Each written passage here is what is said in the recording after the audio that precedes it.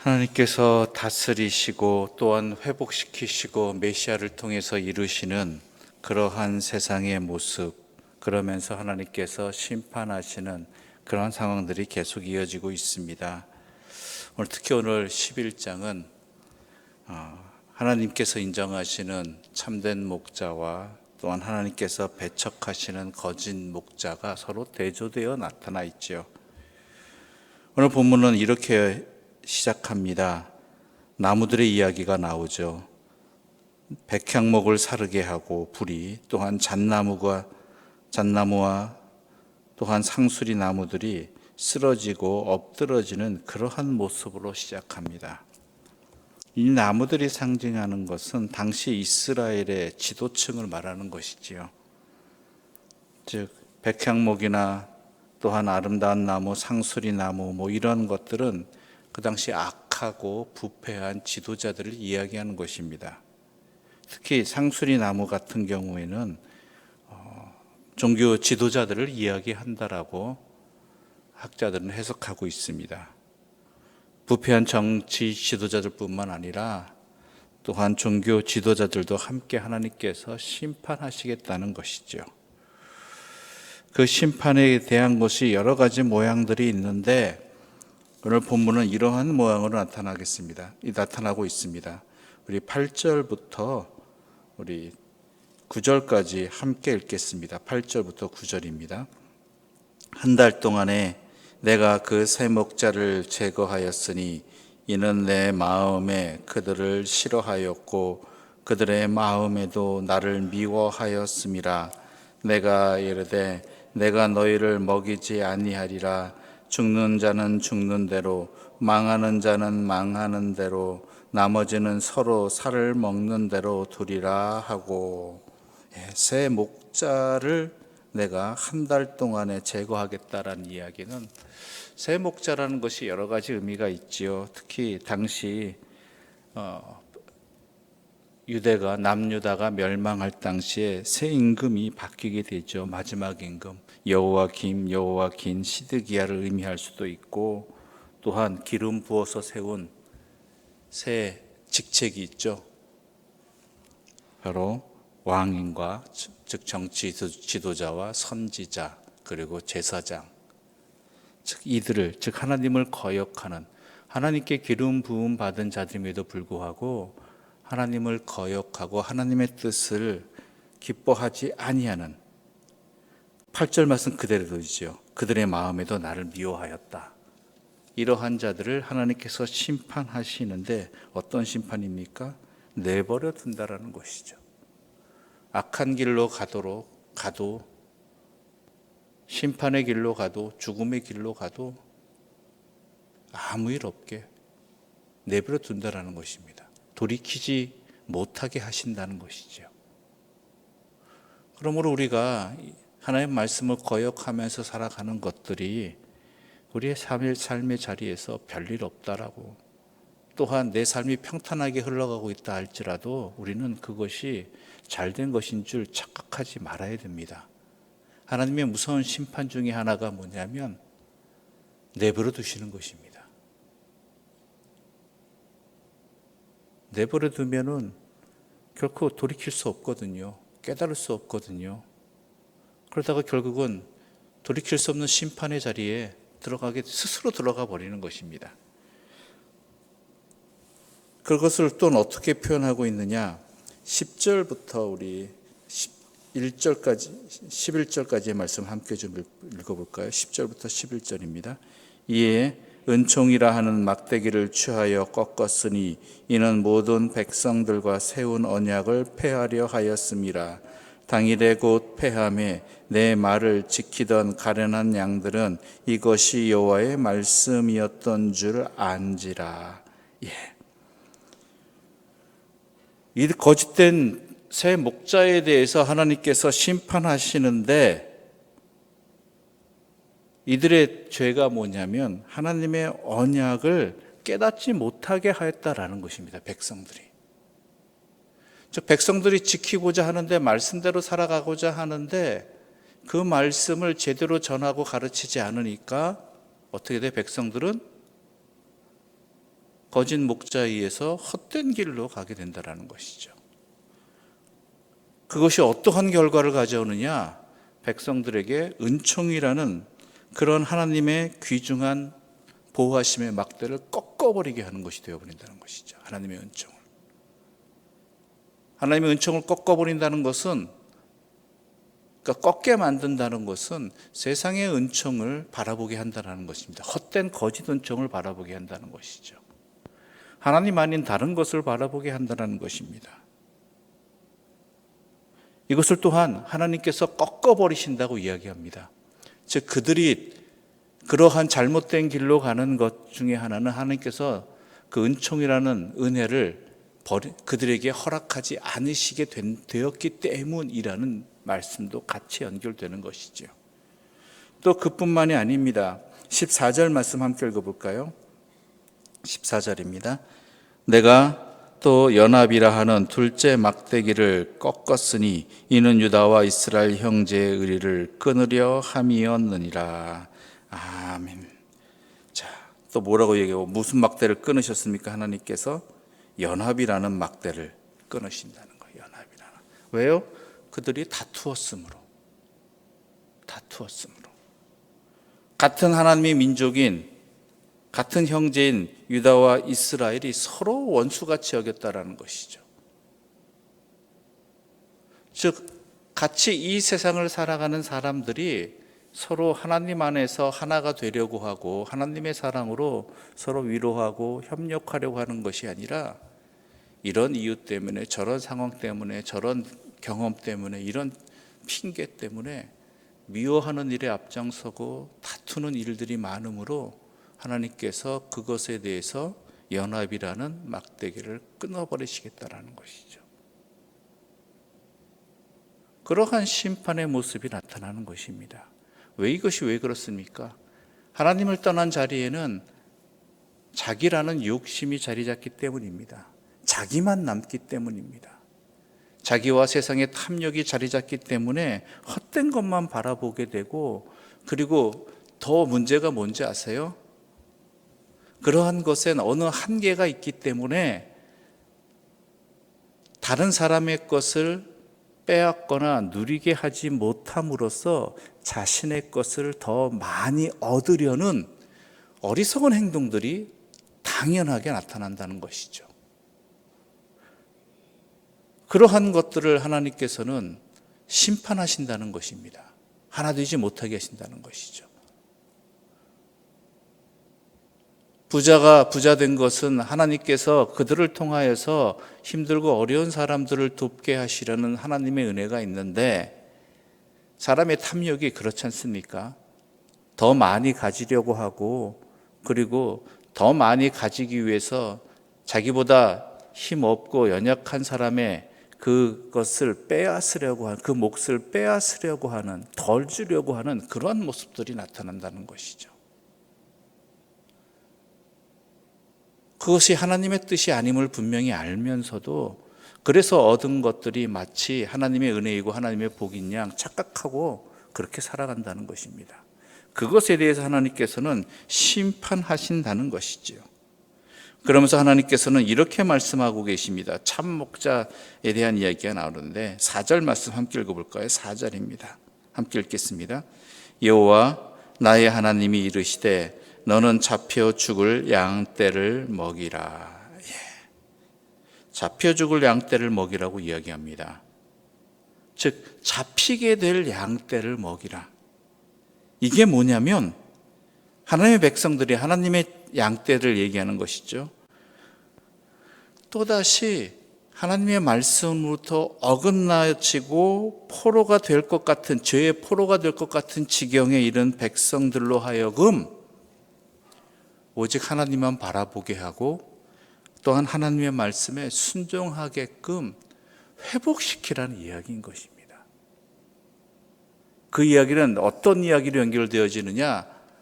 거짓 목자들에게 현혹되어서 잘못된 사람들에 의해서, 지도자들에 의해서 참된 가치를 있는 삶을 살지 못하고 거짓된 길로 자기도 모르게 그것이 옳은 것인 것처럼 그게 전부인 것처럼 현혹되어져 가고 같이 멸망길로 가는 그 양들을 하나님께서는 불쌍히 여기셔서 하나님께서 그들을 회복시키고자 하신다라는 것입니다. 그 회복은 뭐냐?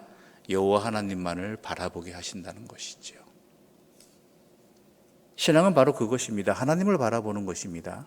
하나님을 통해서 무엇을 얻는 것이 아니라 하나님을 바라보고 또한 내가 여호와의 말씀을 따라 삶으로 지키며 살아감으로 말미암아 다른 어떠한 세상의 것을 얻기 위한 것이 아니라 하나님 말씀대로 살아가는 그 자체가 내 삶의 목적이 되어지는 것, 그것이 참된 신앙의 길이고 하나님의 백성의 삶이라는 것이지요.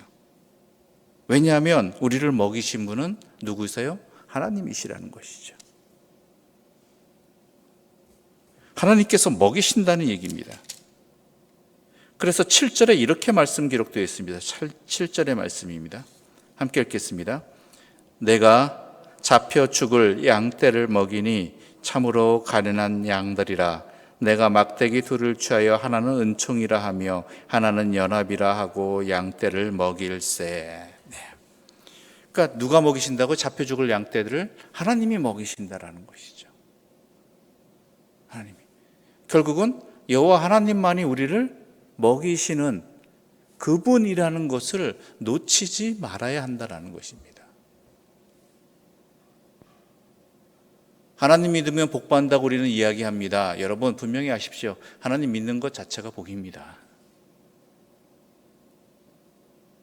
우리 안에 허락되어진 놓치지 말아야 될 복입니다. 여호와의 말씀을 따라 살아가는 것, 그것 자체가 복입니다. 광야 같은 인생에서 하나님이 구름기둥과 불기둥, 하나님의 말씀으로 우리를 이끌어 주신다는 것은 그 자체가 우리의 인생이 제대로 살아가고 있다는 것이고 오직 그것만 바라봐야 된다는 것이죠. 그렇지 않으면 거짓 것에 미혹되기 쉽다라는 것이고 거짓 것에 미혹된다라는 것이 마치 세상에서는 잘된 것처럼 평안한 것처럼 보이지만 결국은 멸망길로 가는 거짓된 것이란 이야기인 것입니다. 그것을 하나님께서는 스가랴를 통해서 성전을 건축하고 있는 한참 열심히 일을 하면서도 그러면서도 더 중요한 것이 무엇인지를 놓쳐버릴 위험성이 있는 이스라엘 백성들에게 말하고 있는 것이죠. 무슨 이야기냐? 이 모든 상황들의 이 이야기들의 이 말씀이 선포되어지는 현재 그 말씀이 선포되어지는 그 상황 속에 이스라엘이 어떤 상황이었냐면 성전을 열심히 건축하는데 하나님이 일하는 것이 기쁨이잖아요. 근데 이 성전 건축하면 다 되는 줄 알아요. 성전만 건축하면 마치 자신들이 이 땅에서 평안을 얻고 또한 이방의 어려움으로부터 위협으로부터 해방되어지고 더 나아가서 만국을 어우를 수 있는 그러한 강력한 나라로 회복되리라는 그러한 착각이 점점 심해져 간다는 것이죠. 그게 바로 이스라엘의 위기였습니다. 하나님의 성전을 왜 건축하는 것입니까?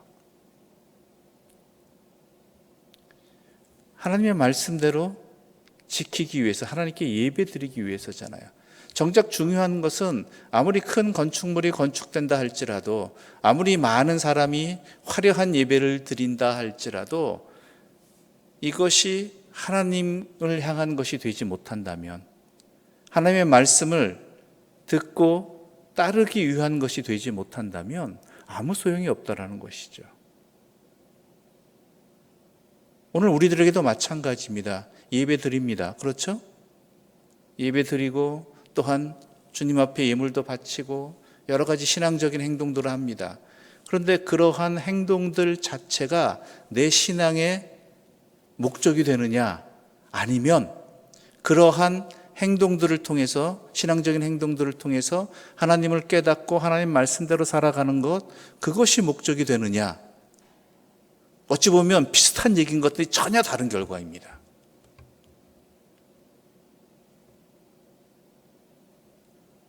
이를 다른 표현을 하면 종교적 행위라고 이야기합니다. 즉 종교적 행위를 통해서 마치 내가 무엇이 된 것처럼, 그것으로 내가 다 한 것처럼 착각하지 말자라는 것이죠. 그런 예배를 통해서, 하나님 말씀을 들음을 통해서, 하나님과 함께함을 통해서 내 삶이 이어져야 되는 것이지, 내 삶이 변화되어지고 하나님을 깨닫는 자리가 되어야 되지, 예배 드렸다고 마치 다 된 것이냐, 하나님과는 전혀 상관없는 삶을 살면서 또한 그 시간을 지켰다는 것만으로 마치 내가 신앙적인 행동을 다 한 것이냐 착각하지 말자라는 것이죠. 이스라엘 백성들이 그럴 위험성에 빠져들어간다는 것이죠. 그래서 자칫 잘못하면 죄의 포로로 다시금 끌려가는 그러한 상황에 놓였다라는 것이죠. 이스라엘 백성들이 왜 멸망했는데요? 왜 심판을 받았는데요? 그들도 제사 빠지지 않았고요. 그렇죠? 하나님께 이 제물도 열심히 바쳤고요.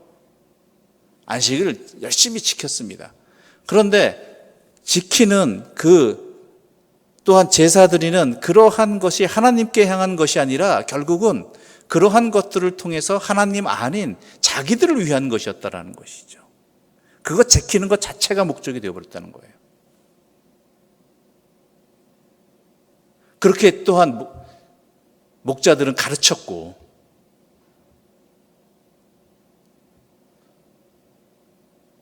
그것에 대해서 하나님께서 아니다라는 거예요.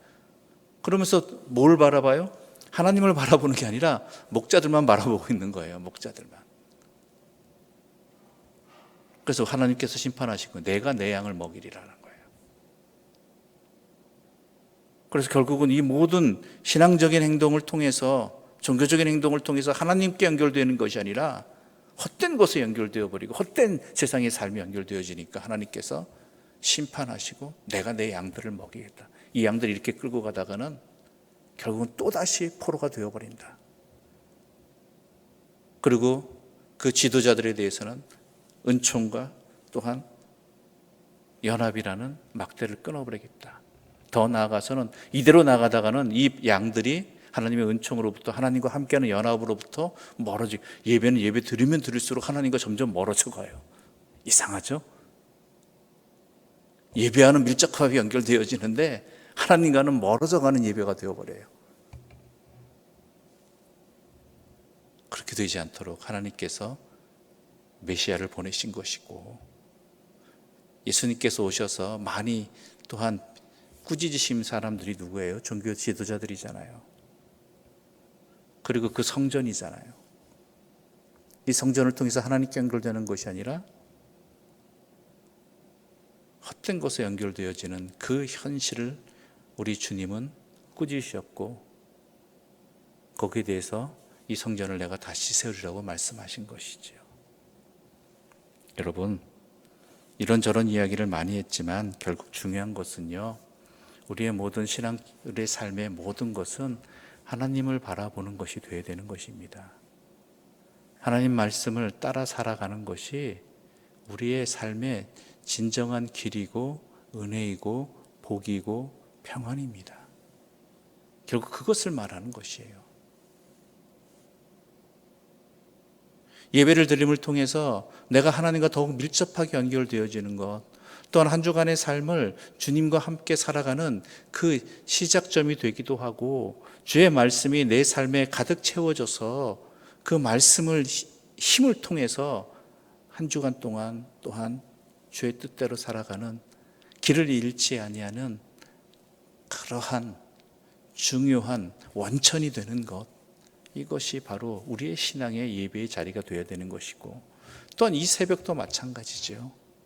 이 새벽에 나와서 우리가 함께 주의 말씀을 듣고 찬송하는 것, 오직 주님만 생각하는 이 자리를 통해서 오늘 하루의 삶이 주님께 붙들린 삶이 되어지고 주의 뜻에 따르는 삶이 되어지고, 그로 말미암아 하나님의 참된 은총을 누리며 살아가는 것, 이것이 쌓이고 쌓여서 우리가 참된 목자이신 주님의 뒤를 따라가는, 하나님을 좀 더 알아가는 기쁨이 충만한 자리로 연결되어지는 것입니다. 그것을 분명히 놓치지 마십시오. 내가 예배를 열심히 드렸다, 그것 매우 소중한 것이지만 그것이 헛되지 않게 하기 위해서는 하나님과 분명한 내 삶이 연결되어져야 된다는 것. 아깝잖아요. 안타깝잖아요. 얼마나 많은 시간을 이 예배에 여러분이 함께 했으며 얼마나 많은 노력들을 다 하셨습니까?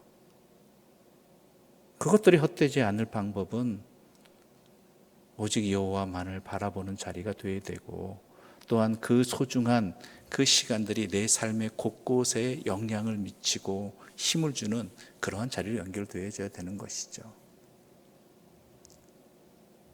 그저 그 시간 지켰다고, 그거 참여했다고, 하나님과 관련 없는 그러한 시간을 보냈다고 해서 우리의 신앙이 하나님의 기쁨이 되는 것 아닙니다. 이것을 분명히 명심하시기 바랍니다. 아무튼 열심히 하시고 또한 정성을 다하는데 하나님을 놓치지 마십시오. 하나님을 놓치지 마십시오. 그것입니다. 스가랴 선지자도 그것이에요. 열심히 성전 짓는데 이 성전을 왜 짓는지를, 이 성전을 통해서 무엇을 할지를 놓쳐버리는 그 안타까운 모습들을 참 하나님께서는 스가랴 선지를 통해서 다시 한번 경고하고 계신 것이고 회복시켜 주시는 은혜가 있는 것입니다. 그런 은혜가 여러분 안에 충만하기를 바랍니다. 기도드리겠습니다. 하나님 아버지, 감사합니다. 우리가 이 새벽 나와서 또한 우리의 평생에 주님과 동행하며 주님께 예배드리며 마치 자칫 잘못하면은 그 예배를 드리는 주된 목적을, 주된 대상을, 그 예배를 통해서 이루어야 될 것들을 놓쳐버리는 안타까운 모습들이 우리 안에 있었음을 깨닫게 해주셔서 감사합니다. 그리하여서 하나님께서 기뻐 받으시는 산 제사가 아니라 하나님이 불편해하시는, 안타까워하시는 그러한 제사의 모습이 우리의 예배의 자리는 아니었는지, 또한 주님을 향한 헌신이라고 말하지만 그 헌신이 주님과 연결되지 못한, 또한 주님 뜻에 따르기 위한 것이 된 것이 아니라 마치 이것을 주님께 드리고 주님을 통해서 내가 헛된 것, 세상의 것을 얻으려는 투자와 같은, 거래와 같은 모습은 아니었는지 우리의 신앙의 자리를 거듭 살펴보게 하여 주시고 돌이키게 하여 주시옵소서. 분명히 알게 하여 주시옵소서. 여호와 하나님을 섬길 수 있다는 것이 얼마나 큰 은혜이고 복이고, 또한 여호와의 말씀이 내게 들려졌다라는 것이 얼마나 큰 사랑인지를, 그것을 분명히 깨닫게 하여 주시어서 우리가 드리는 예배의 자리를 통하여, 또한 하나님의 백성으로 살아가는 삶의 자리를 통하여 하나님을 더욱 깨닫게 해주시고 하나님과 동행하게 해주시고 또한 하나님을 증거하는 삶이 되게 하여 주시옵소서. 결코 다시 어리석은 길로 돌아가지 말게 해주시고 세상 욕망에 사로잡힌 헛된 행위들로부터 벗어나게 하여 주시옵소서. 그리하여서 우리의 삶에 주께서 주시는 주님과의 연합과 또한 주께서 주시는 참된 은총으로 가득하고, 그러한 주의 은혜로 말미암아 우리를 통해 우리의 함께 살아가는 모든 사람들이 주의 은총과 주와 함께하는 연합의 복을 누리게 하여 주시옵소서. 그러한 도구가 우리 자신이 되게 해주시고 우리 가정이 되게 해주시고 우리 교회가 되게 하여 주시옵소서. 예수님의 이름으로 기도드립니다. 아멘. 하늘에 계신 우리 아버지, 아버지의 이름을 거룩하게 하시며 아버지의 나라가 오게 하시며 아버지의 뜻이 하늘에서와 같이 땅에서도 이루어지게 하소서. 오늘 우리에게 일용할 양식을 주시고 우리가 우리에게 잘못한 사람을 용서하여 준 것 같이 우리 죄를 용서하여 주시고 우리를 시험에 빠지지 않게 하시고 악에서 구하소서. 나라와 권능과 영광이 영원히 아버지의 것입니다. 아멘.